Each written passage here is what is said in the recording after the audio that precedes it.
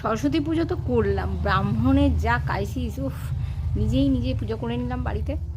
যাই হোক, অনেক বছর পরে মানে আমাদের বাড়ির পুজো পাঠই নেই, আমাদের বাড়ি ভীষণ মানে পুজো পাঠ হয় না বললেই চলে, তবু ছেলের আবদারে পুজোটা হলো।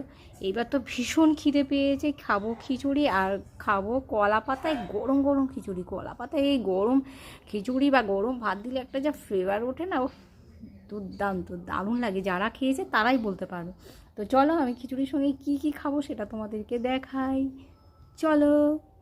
দেখো কলা পাতা পেতেছি আর নিয়ে নিচ্ছি আমি গরম গরম খিচুড়ি। দেখতে পাচ্ছ ধোঁয়া উঠছে।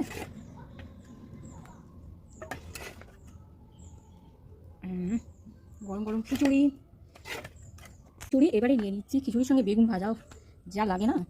আর নেব কুমড়ো ভাজা, এবার নিচ্ছি আলু ভাজা, আর নিচ্ছি পাঁপড় ভাজা। তো দেখে নাও কি কি নিয়েছি।